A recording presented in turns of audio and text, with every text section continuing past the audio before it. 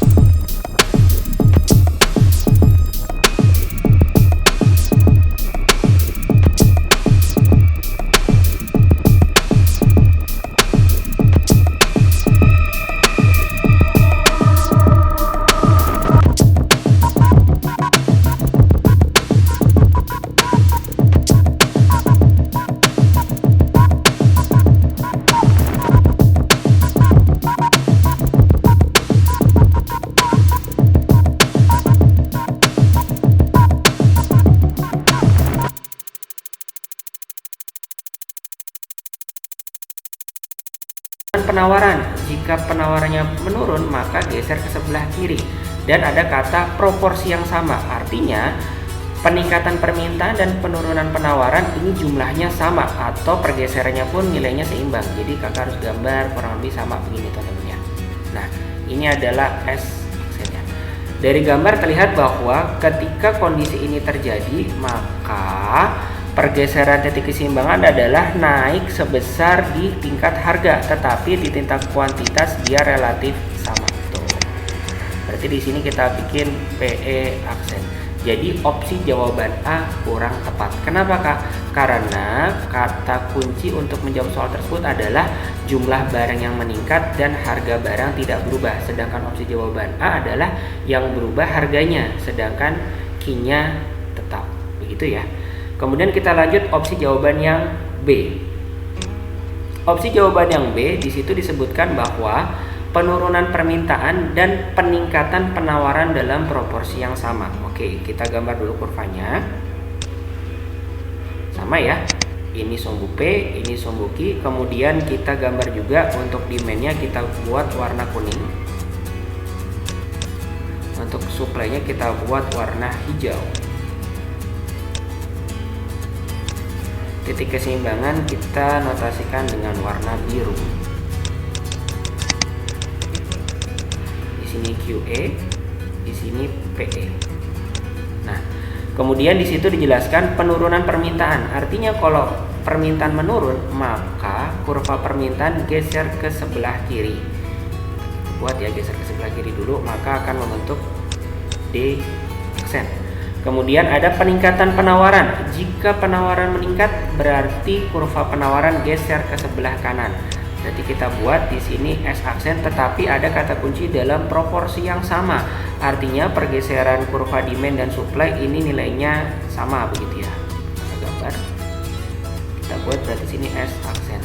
Terlihat bahwa ketika titik keseimbangan yang baru, yakni pertemuan antara D aksen dengan S aksen, maka akan membentuk harga keseimbangan semakin turun, tetapi kuantitasnya relatif sama ya teman-teman ya. Di sini P aksen. Jadi opsi jawaban B pun tidak tepat. Kenapa? Karena sekali lagi yang diminta adalah yang berubah itu adalah kuantitinya, sedangkan harganya tidak berubah. Jadi opsi A dan opsi B tidak tepat. Kemudian kita lanjut ke yang opsi C, penurunan permintaan dan penawaran. Oke, kalau misalnya penurunan permintaan dan penawaran, kita coba ya opsi yang C. Opsi yang C, buka dia, ini P, ini quantity, kemudian kita buat harga keseimbangannya, dimana tadi kurva demand kita buat yang warna kuning, kemudian kurva supply-nya kita buat yang warna hijau. Nah itu dia ya, ini berarti tadi supply, kemudian tadi yang kuning ini berarti demand. Kemudian penurunan permintaan penawaran, berarti di sini tidak jelas nih penurunannya berapa persen, kemudian penawarannya juga turun berapa persen. Oke, kita asumsikan permintaannya lebih kecil ya, turun, berarti dia geser ke sebelah kiri. Nah, kita buat dulu titik keseimbangannya, sorry. Oke, kita buat dulu titik keseimbangannya di sini. Berarti pada QE dan PE, berarti kurva permintaan turun ya. Tapi nggak dijelasin prosesnya berapa, apakah sama atau tidak. Anggaplah dia turunnya cuma sedikit di titik D atau di kurva D aksen. Kemudian penawarannya pun dia juga menurun, tapi kakak bikin besar di sini. Wah, S aksen. Nah, berarti kita lihat sekarang titik keseimbangan yang baru di D aksen dan S aksen. Berarti yang mana tuh? D aksen, S aksen, oh berarti di sini ya teman-teman ya. Berarti ketika dia porsinya tidak sama, maka yang terjadi adalah harganya mengalami kenaikan sedikit dan jumlah barang yang kesepakatan barangnya justru juga bergeser tapi semakin besar. Di sini kita lihat. Ini PE aksennya begitu. Jadi nomor C, jawaban C juga tidak tepat. Kita lihat jawaban yang D. Jawaban yang D itu adalah peningkatan permintaan dan penawaran. Berarti antara permintaan dan penawaran dia sama-sama geser ke sebelah kanan, tetapi proporsinya tidak dijelaskan apakah sama atau tidak. Nah, kita coba ya.